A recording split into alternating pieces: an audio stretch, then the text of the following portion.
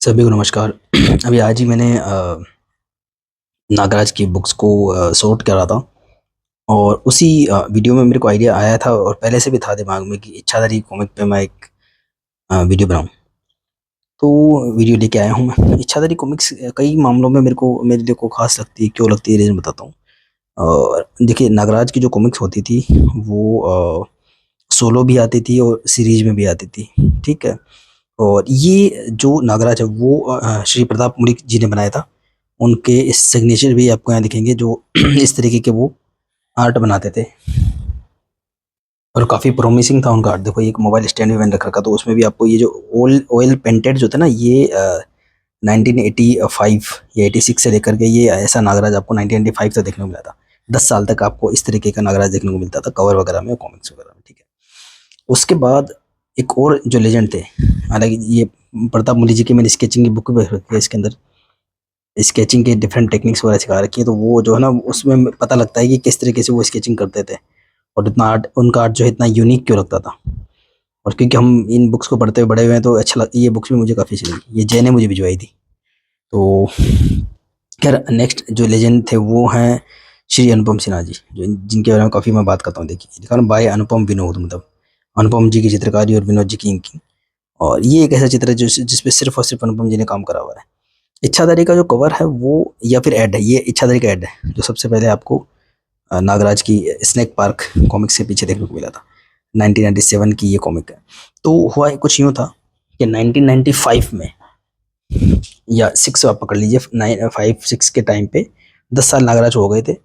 और कहानियाँ रिपीटेटिव से होने लगी थी कि वो नागराज जो आतंकवाद का दुश्मन है, वो अलग अलग देशों में जाकर के जो है आतंकवाद का नाश करेगा। इस तरीके की कहानियाँ चलती थी।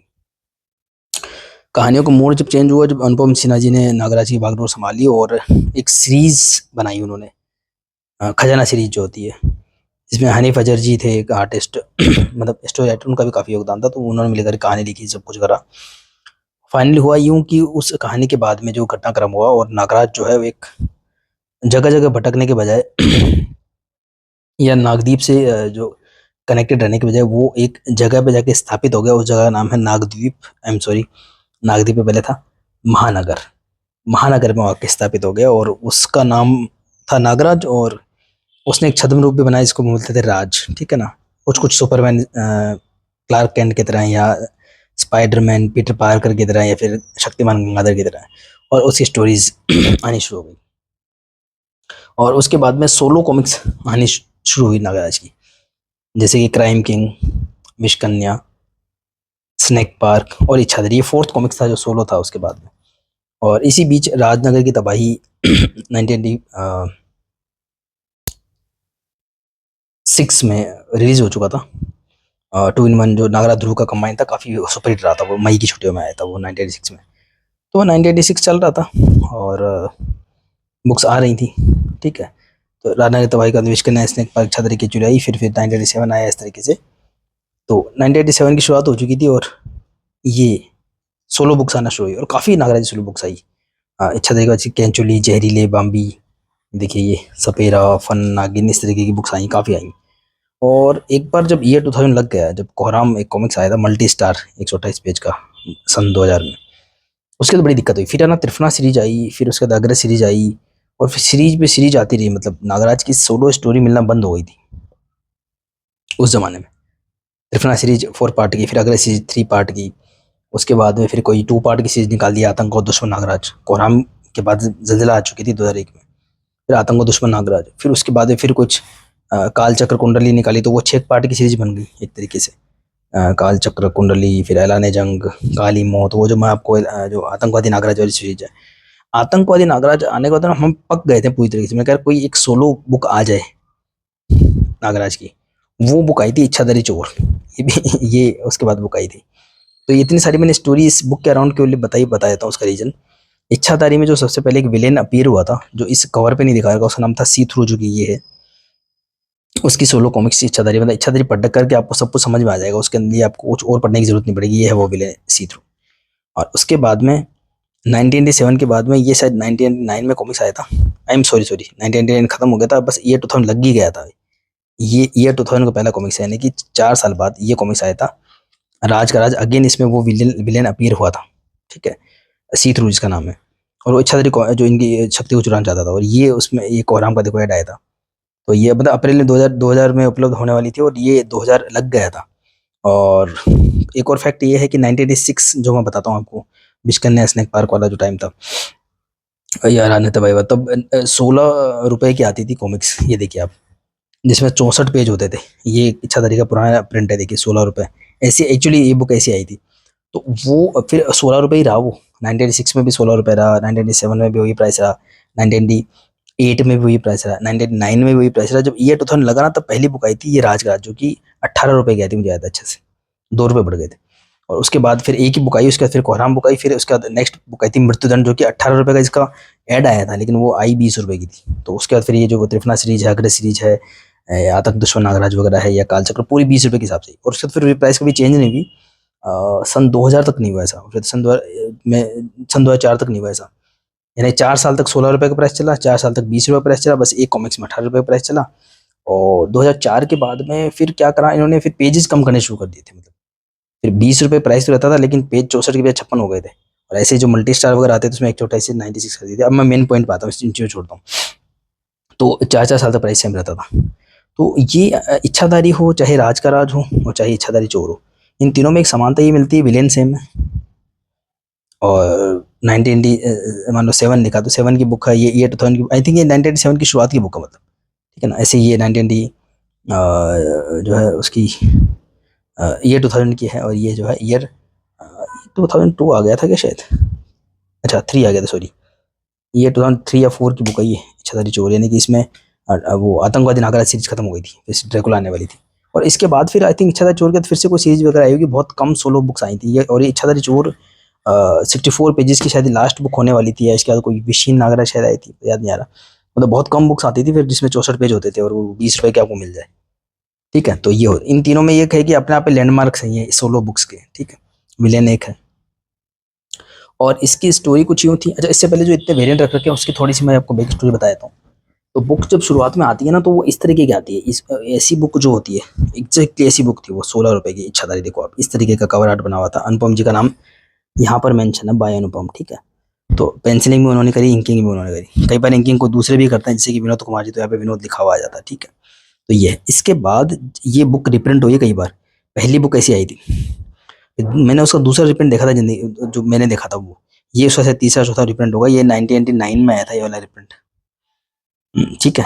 तो मुझे ये शायद जब मैंने इसको परचेज करा होगा, मुझे शायद ओरिजिनल लगी होगी प्राइस की वजह से, पर ओरिजिनल थी नहीं, ठीक है। इसके बाद जो अभी मेरे पास जो अवेलेबल है, उसमें ये बुक आती है जब 30 रुपए के हिसाब से रिप्रिंट हुई है। देखो ये थोड़ी सी बेटर है उससे कंडीशन में। और ये शायद सन 2001 या 2 का टाइम होगा, 1 या 2 क्या, 2010, सॉरी 2010 आ गया था, 2010 के का टाइम है। और तब उस समय देखो इसको जो है 30 रुपए का कर दिया गया था, मतलब 16 की आई, फिर कभी 20 की हुई होगी, फिर 30 का कर दिया इसको ना। इसकी पेज क्वालिटी और बेटर है, तो ऐसी बुक को हम ओरिजिनल बुक बोलते हैं, अगर हालांकि ओरिजिनल है नहीं। तो ये 30 रुपए की मेरे पास में है। इसमें आपका आप देखोगे तो आपको कुछ फर्क नजर आएगा, यानी कि इसकी जो फ्लैट कलरिंग थी उसको डिजिटल कर दिया गया, थोड़ा सा आपको एनहेंस लग रहा है, अलग लग रहा है ये। तो ओरिजिनल ऐसी आई थी, ठीक है, ऐसी बना दी। इसके बाद जो मैंने नेक्स्ट देखी, वो देखी मैंने 60 रुपए की, ये 2018 में आया था प्रिंट ये वाला। ये ग्लोसी में ये बुक्स प्रिंट होना शुरू हो गई, यानी कि ओरिजिनली बुक्स ऐसी सिंपल फ्लैट पेपर पे आती थी, इनको मैपली तो पेपर्स बोलते हैं, फिर ग्लोसी पे आना शुरू हो गई। ये सिलसिला चला 2015 से लेकर के 2020 तक।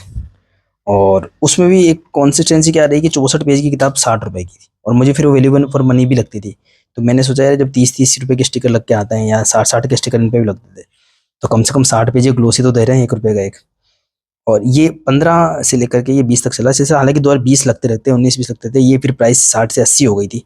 लास्ट मुझे रिप्रिंट याद है, आतंक और दुश्मन नागराज, शायद वो 60 60 के थे। फिर कुछ बुक्स तो आई थी 80 की, ये जहरीले वगैरह जो आई थी, वो 80 रुपए से हिसाब से आई थी।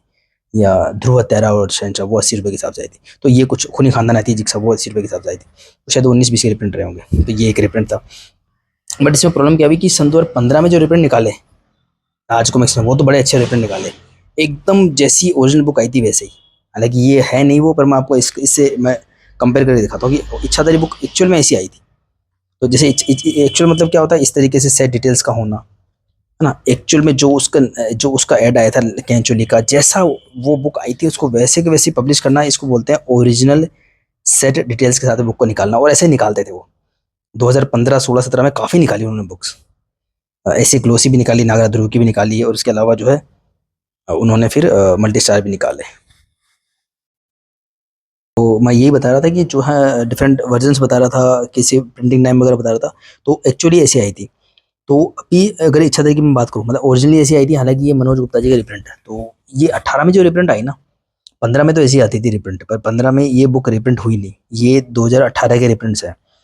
इनमें सबसे बड़ी प्रॉब्लम क्या नजर आई, एक तो सबके पीछे एक जैसा ऐड, हालांकि उसके पीछे नहीं था ये बुक उस वक्त आने वाली थी, प्लान हुई थी, हालांकि बहुत लेट आई, ये बुक आई तो थी बहुत बहुत लेट आई थी।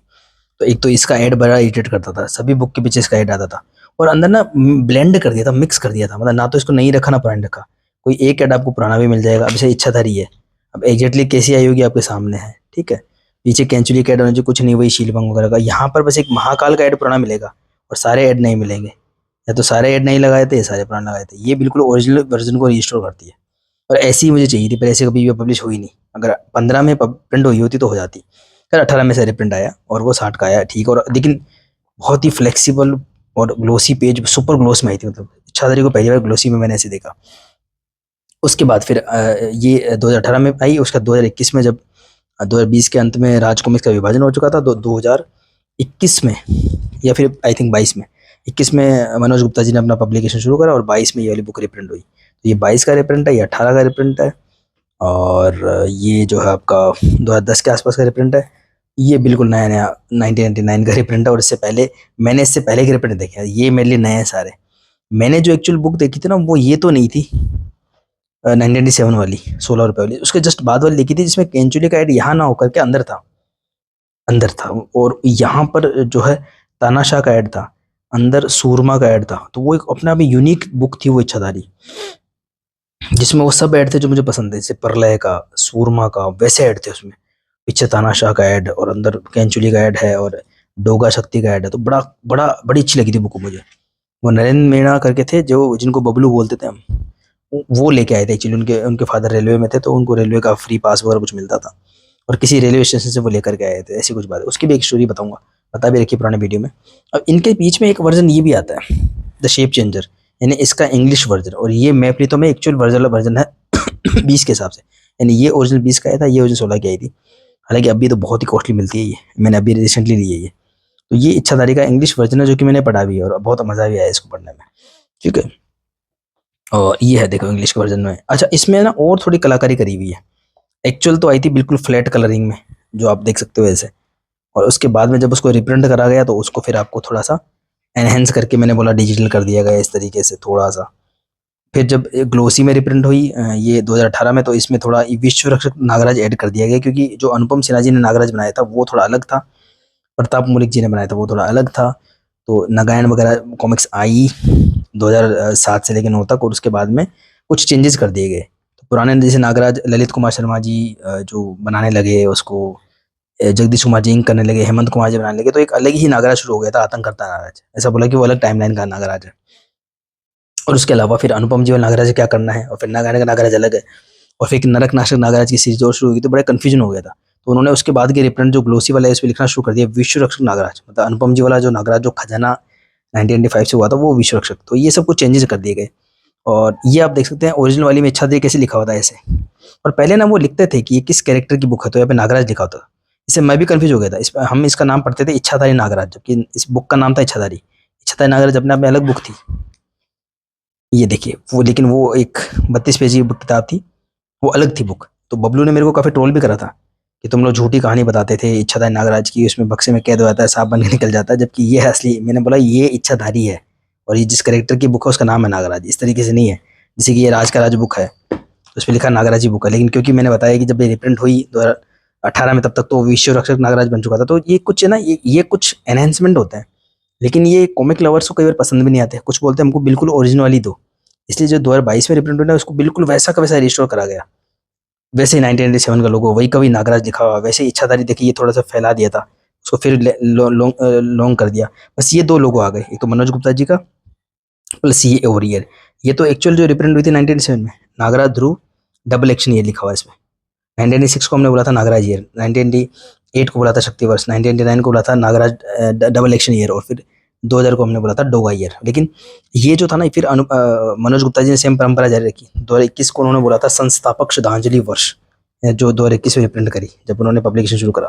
फिर 22 में उन्होंने लिख दिया सुपर कॉन्टिन्यू ईयर। तो जो भी है, तो ये इस तरह से रिप्रिंट हुई। तो अब हाँ, जब मैं शेप चेंजर की बात करता हूँ तो इसमें और एक कदम आगे बढ़ गए। अभी इसका बैकग्राउंड वाइट रखा हमेशा, चाहे बिल्कुल फ्लैट कलरिंग हो, चाहे उसमें कुछ एनहांसमेंट कर दिया गया हो, चाहे उसमें विश्वक्ष नागराज ऐड कर दिया गया हो, लेकिन इन्होंने द शेप चेंजर में बैकग्राउंड भी थोड़ा चेंज करा, जो काफी अपीलिंग लगा, काफी अच्छा लग रहा है। तो ये एनहांसमेंट तो सेम वही का वही है।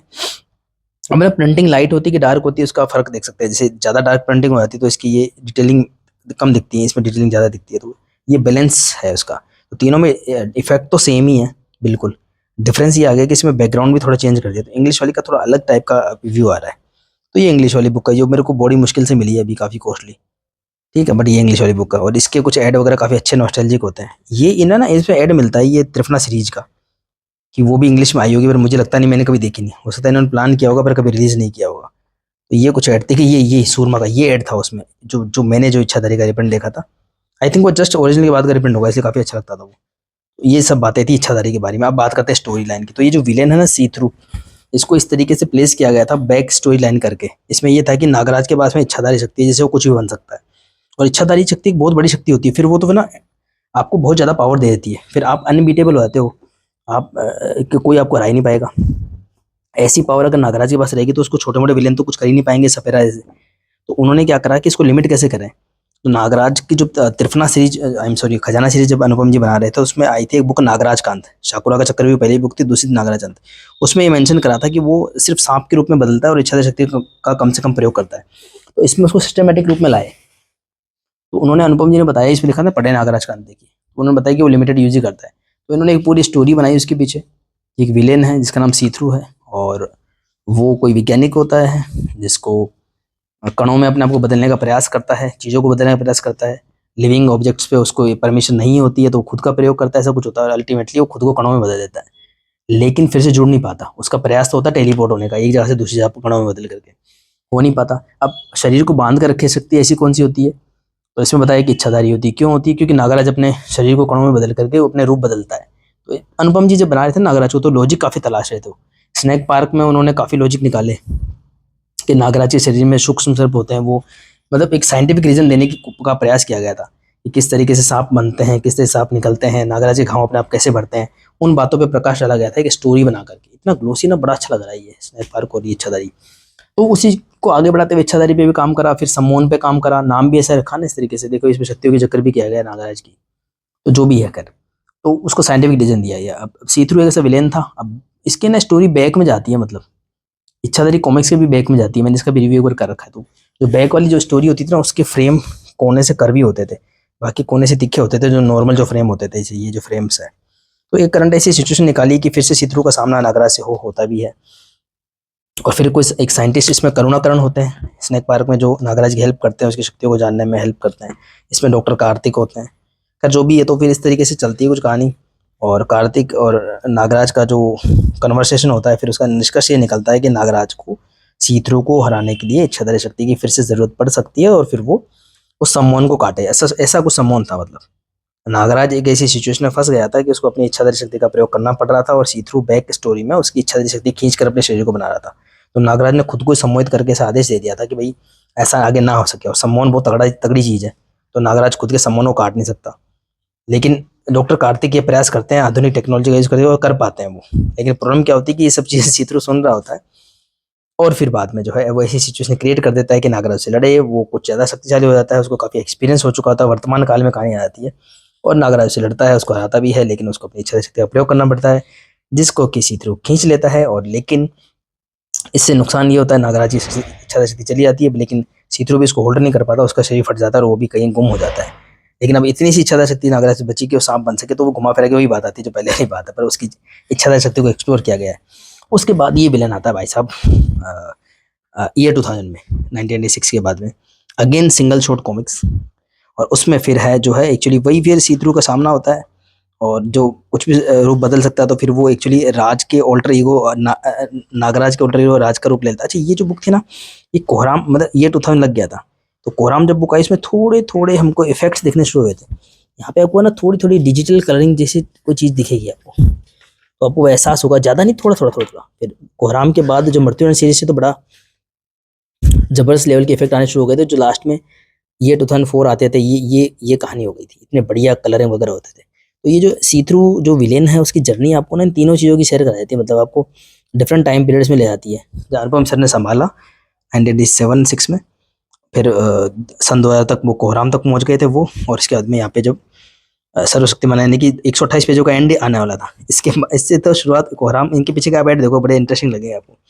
तो राज के राज के पीछे ऐड है, जो कोहराम की शुरुआत हुई थी 128 पेजेस की मल्टी स्टार की, और यहाँ पे एंड हो गया था। सर्वशक्तिमान 128 पेज का लास्ट कॉमिक्स था मल्टी स्टार, उसके बाद कोई ऐसी बुक आई नहीं। फिर आई तो फिर चीज़ें निगेटिव्स आई थी, ये 2013 में आई थिंक वो 160 पेजेस की। तो ये कुछ था, तो काफ़ी इंटरेस्टिंग बुक्स थी इसकी, तो इसकी ना काफ़ी फ्रेशनेस लगती है राज के राज में भी। अच्छा, ये जो रिप्रिंट्स है तीनों मनोज जी वाले हैं, और बहुत ही अच्छी क्वालिटी में रिप्रिंट करे थे उन्होंने उस समय में, और तब इसकी प्राइस 120 रुपये शायद उन्होंने रखी, कहीं लिखी होगी। और ये सारे के सारे रिप्रिंट्स शायद ये 2022 का रिप्रिंट है, वो भी 22 का, ये शायद 21 का रिप्रिंट रहा होगा शायद। अच्छी क्वालिटी की थी, और आज के ज़माने में ये रिप्रिंट की प्राइस बढ़ करके 160 हो चुकी है। देखो ये रही, मेरे पास कुछ बुक्स पड़ी हैं 160 के हिसाब से भी, तो चलता रहता है ये, जितनी बार रिप्रिंट होती है बुक्स उनकी प्राइस इंक्रीज होती है, बट 120 हिसाब से अच्छी क्वालिटी थी। तो तीनों बुक्स के सबसे बड़ी इस विलेन की खासियत यही कि सिंगल शॉर्ट बुक आती है हमेशा, और 4-4 साल के गैप से आती है, तो अच्छा लगता है इसको देखना। और इसमें आपको डिफरेंट आर्ट का इवोल्व होना भी दिखता है, जैसे अनुपम जी का आर्ट है, फिर विनोद जी की इंकिंग है, और किस तरीके से आर्ट इवोल्व हुई, किस तरीके से स्टोरीज इवोल्व हुई, इस तरीके से कलरिंग इवोल्व हुई। आप इन तीनों बुक को देख करके उस जर्नी को फील कर सकते हो। अब देखो कितनी अच्छी क्वालिटी में इसको डिफरेंट किया गया, तो इसको देख के मजा आया था, मतलब सच में, मतलब बहुत अच्छी क्वालिटी के रिप्रिंट निकाले, आप खुद देख सकते हो यहाँ पे। ये मैंने आपको इतने रिप्रिंट दिखाए, तो इसमें इसकी और कोई नहीं कर सकता। ओरिजिनल वर्जन को रीस्टोर करने का, और बेस्ट क्वालिटी में आपको बुक मिलती है देखने को। ये इच्छा चोर में तो पीक पे आ गया था, देखो अब क्या कलरिंग, क्या सब कुछ। वही अनुपम जी का चित्र है, जूली सिन्हा जी की कहानी है, विनोद कुमार जी की इंकिंग है। इसमें ना बहुत इसको लॉजिकल और बताया। ये जो इच्छाधारी जो बुक की जो शुरुआत हुई थी ना, जो सी थ्रू जो विलेन था, और वो विलेन का ये था भी इच्छाधारी शक्ति को खींचूं, अपना शरीर को बनाऊं। अब इसको है ना पौराणिक उससे जोड़ दिया। अनुपम जी इसमें माहिर है, वो क्या करते हैं, साइंटिफिक भी पकड़ते हैं और माइथोलॉजी को भी पकड़ते हैं, पुराण वगैरह को वहाँ से उठाते हैं, स्टोरी वगैरह कनेक्ट करते हैं। तो इसमें क्या होगा, जो शंकु या त्रिशंकु की स्टोरी है हम सब जानते हैं कि द्रोणाचार्य या जो थे, विश्वामित्र थे, पता नहीं शायद विश्वामित्र थे, तो उन्होंने एक किसी राजा को वरदान दिया था कि आप जो स्वर्ग जा पाओगे। ठीक है ना, कहाँ गए वो, इसमें पूरी स्टोरी बता रखी है। तो इसमें ये हुआ कि वो एक राजा था शंकु, और शायद विश्वामित्र थे वो जो थे, कहाँ गए इसमें लिखा होगा। तो उन्होंने इनको वरदान दिया था विश्वामित्र जी ने, देखो तब की शक्ति दी थी कि तुम स्वर्ग जा पाओगे। और फिर वो नहीं जा पाए स्वर्ग, क्यों नहीं जा पाए, क्योंकि वो अ, जो इंद्रदेव वगैरह थे उन्होंने कुछ ऐसा कर दिया कि वो नहीं जा सकते थे, मतलब वो धरती पर जा नहीं पा रहे थे, तो वो ऐसा लटक गए धरती और स्वर्ग के बीच में, और अभी भी लटके हुए हैं इस स्टोरी के हिसाब से। और उनको जो शक्ति दी गई थी वहाँ पे जाने के लिए, उससे एक फिर उनके जो गुरु थे उनकी तब शक्ति से उन्होंने बोला कि अब मैं इसके लिए नई सृष्टि बना दूंगा। तो उन्होंने एक शक्ति बनाई जिससे वो नई सृष्टि रच सकते थे। वो शक्ति फिर बाद में उन्होंने बोला कि इसको ऐसा मत करो, ऐसे तो बहुत ज़्यादा सृष्टि में प्रॉब्लम हो जाएगी, ये हो जाएगी। उस समय के देवता वगैरह ने देखा, फिर वो शक्ति शायद इच्छा शक्ति बनी थी, और फिर नागों को मिली थी, ऐसा कुछ बता रखा, पता नहीं ऐसा हुआ था कि नहीं हुआ था। इस तरीके से हुआ था सब कुछ, तो ठीक है। और उसी को ऐसे कनेक्ट करके एक अच्छी सी स्टोरी इसमें बनाई गई है। फिर वापस वही त्रिशंकु से वो अपना सी थ्रू टकरा जाता है, जो कि फट गया था उसके अंदर, इच्छाधारी में, जो राज का राज में मिल गया था फिर वो। और इसमें देखो उस समय के जो कॉन्टेम्प्रेरी इवेंट भी दिखा रखे हैं, जैसे देखो अटल बिहारी वाजपेयी जी का फेस मिलता हुआ दिखेगा आपको, प्रधानमंत्री वगैरह, और कलर वगैरह ना पकड़ पे अच्छे लगते हैं। तो ये सब चीज़ें होती हैं। तो ये इसमें वही स्टोरी बना रखी है। फिर वही कालदूत से टकराता है, कालदूत भी पुराना योद्धा है, सारी बातें जानता है, वो थोड़ा त्रिशंकु को पहचान भी लेता है। फिर नागदीप से स्टोरी कनेक्ट होती है, और ऐसा कुछ होता है। फिर सबकी इच्छा शक्ति इसी थ्रू या वो मिलकर के खींच लेते हैं, फिर नागराज की हेल्प से उसको हरा भी देते हैं। इस तरह से स्टोरी आती है, पर बड़ी अच्छी लगी मुझे, मैंने इसको आज ही पढ़ा, इसको बोल के बहुत अच्छे से बनाई है। तो तीनों चीज़ों में कनेक्शन काफ़ी है, और वो रहता है कि डिफरेंट टाइम फेजेस दिखाते हैं, और डिफरेंट टाइप के आर्ट को दिखाते हैं, सिंगल स्टोरी। और ना ये मैंने कहा ना, इच्छाधारी चोर उस टाइम में सिंगल शॉट काफ़ी लंबे समय के बाद आई थी, राज के बाद जो कोहराम आई, उसके बाद त्रिपना सीरीज है, अग्रज सीरीज है, फिर उसके बाद में आतंक दुश्मन नागराज है, फिर पूरी काल चक्र कुंडली वाली पूरी सीरीज है। उसके बाद एक सिंगल शॉट आई थी, फ्रेशनेस लेकर के आई थी। तो सी थ्रू जब भी आता है या इच्छाधारी जब भी आता है तो वो एक फ्रेशनेस ही लेके आता है। नाम भी देखो इच्छाधारी से इच्छाधारी चोर वगैरह ऐसा करके, तो काफ़ी मतलब अच्छा लगा इसको देखना। ये 3 रिप्रिंट काफ़ी थे, मतलब इन सब की ज़रूरत नहीं होती है, बट आपको जो है तो थोड़ा मेरे को ये पसंद थी बुक, बचपन की मेमोरीज़ वगैरह कनेक्टेड थी, तो मैंने इसको इसी का डिफरेंट वर्जन लेने की कोशिश करी। हालाँकि इसकी ज़रूरत नहीं होती है, तो मैं इसी निष्कर्ष पे पहुँचा, मतलब ये रिप्रिंट काफ़ी अच्छे, बट ये अलग टाइप की रिप्रिंट्स है। देखो ये कितनी पतली लग रही है बुक, क्योंकि वो सुपर ग्लोस में मैंने बताया ना आपको 2018 का रिप्रिंट। और ये टॉप क्लास का हो सकता था अगर इन्होंने थोड़ी सी छेड़खानी नहीं करी होती। इसको ओरिजिनल वर्जन में प्रिंट करते, और वो करते भी थे 2015, 16, 17 में करते थे, वो पता नहीं 18 में उनको क्या हो गया। इन्होंने ये मिक्स 18 के टाइम के रिप्रिंट आपको देखेंगे, ये वाला एड बहुत देखने को मिलेगा जो कि एडिट करता है। आई होप आपको ये वीडियो थोड़ा पसंद आया होगा। और भाई इसलिए मैंने ये सब रखा, मतलब ये आप सोच, अब जब मैंने शुरू में वीडियो स्टार्ट किया होगा आप सोचोगे ये डिफरेंट टाइप की बुक्स हो रखी, लेकिन सबका कुछ ना कुछ कनेक्शन था इससे। तो ये था, और एक लकीली दोनों बुक मुझे इंग्लिश में मिल गई, जो कि सी थ्रू वाली बुक है, और मैं इंग्लिश में ये तो पढ़ चुका हूँ, ये भी मैंने आज पढ़ी है। इसको मैं फिर से पढ़ूंगा, मज़ा आता है उसको देखने में, उसका इंग्लिश ट्रांसलेशन वगैरह। आई होप आपको ये वीडियो पसंद आया होगा। अंत तक बनाने के लिए धन्यवाद। मिलते हैं फिर किसी और वीडियो में।